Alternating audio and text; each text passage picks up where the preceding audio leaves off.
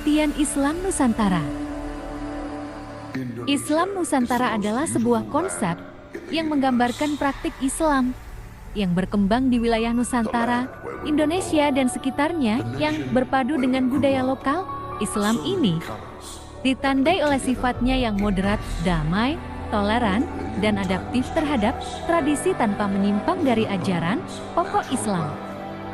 Konsep ini menekankan bahwa penyebaran dan praktik Islam di Indonesia memiliki karakteristik khas, yaitu dilakukan dengan pendekatan budaya, kelembutan, dan penuh kearifan lokal. Islam Nusantara bukan mazhab atau agama baru, tetapi cara berislam yang sesuai dengan nilai-nilai lokal masyarakat Indonesia. Definisi menurut tokoh K.H. Said Akil Siraj, mantan Ketua Umum PBNU. Islam Nusantara adalah Islam Ahlussunnah wal Jamaah yang tumbuh di bumi Nusantara dengan karakter khas, tidak ekstrem, dan cinta tanah air. Ahmad Baso, intelektual No, Islam Nusantara adalah sintesis antara ortodoksi Islam dengan kosmopolitanisme budaya lokal, hasil dari proses panjang historis. Sejarah masuknya Islam di Indonesia. Masuknya Islam ke Nusantara. Islam masuk ke Nusantara sekitar abad ke-13 melalui jalur perdagangan, bukan penjajahan atau perang. Teori-teori masuknya Islam ke Nusantara. Teori Gujarat dikemukakan oleh Nakur Gronje dan didukung oleh sebagian besar sejarawan Barat, menyatakan bahwa Islam dibawa oleh pedagang dari Gujarat Indi Barat pada abad ke-13. Bukti, Nisan Malik Al-Salah 1297 MD, Samudera Pasai bergaya Gujarat. Teori Arab Timur Tengah dikemukakan oleh Buya Hamka dan Azumar Diasra, menyatakan bahwa Islam dibawa langsung dari Makkah atau Yaman sejak abad ke-7 oleh para pedagang Arab.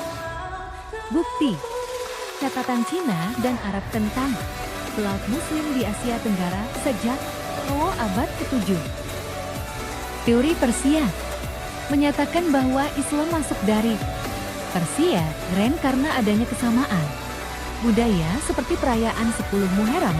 Contoh, tradisi tabut di Sumatera Barat yang mirip dengan tradisi Syiah di Persia. Jalur masuknya Islam ke Indonesia. Jalur perdagangan, pedagang Muslim dari Gujarat, Arab, Persia, dan Tiongkok berdagang rempah-rempah dan menyebarkan Islam sambil berinteraksi dengan penduduk lokal. Jalur perkawinan, banyak pedagang Muslim menikahi perempuan lokal, anak keturunannya menjadi Muslim, sehingga komunitas Islam berkembang secara alami. Jalur pendidikan dan pesantren, para ulama mendirikan pesantren dan madrasah sebagai pusat pengajaran agama.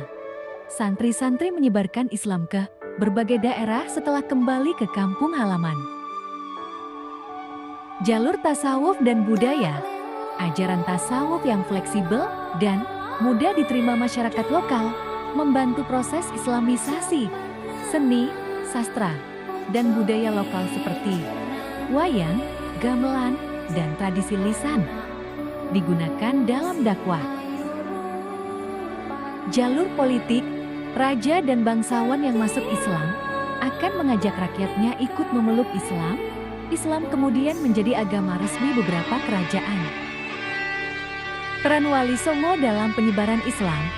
Wali Songo, 9 wali adalah tokoh penting dalam proses islamisasi di Jawa, antara lain Sunan Kalijaga, menggunakan kesenian wayang kulit, gamelan sebagai media dakwah. Sunan Bonang, menyebarkan Islam lewat musik dan puisi. Sunan Gresik Maulana Malik Ibrahim, pendakwah pertama dari Gujarat. Sunan Ampel, pendiri pesantren pertama di Jawa Timur.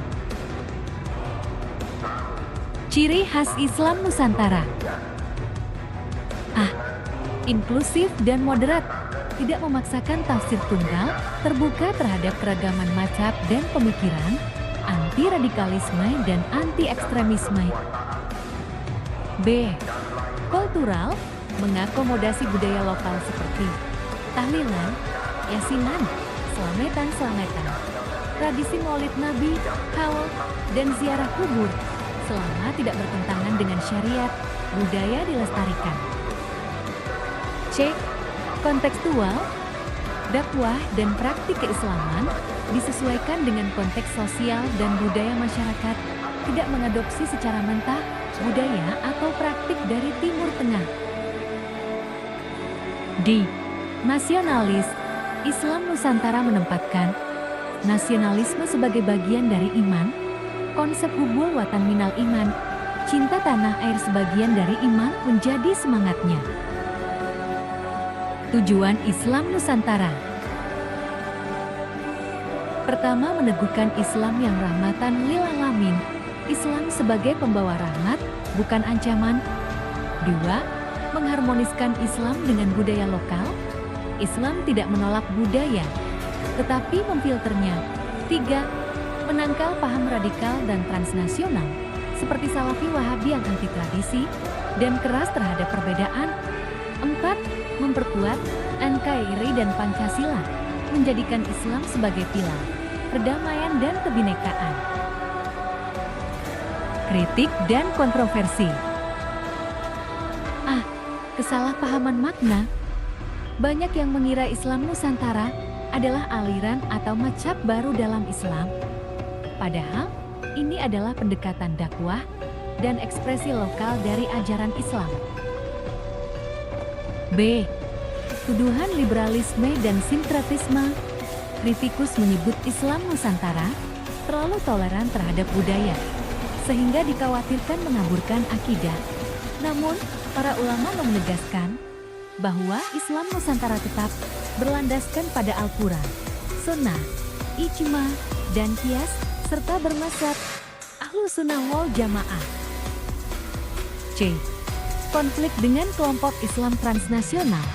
Gerakan Islam seperti Hizbut Tahrir, Wahabi, atau Ikhwanul Muslimin sering berseberangan dengan konsep Islam Nusantara karena pendekatan mereka lebih ideologis dan tekstualis. Kesimpulan,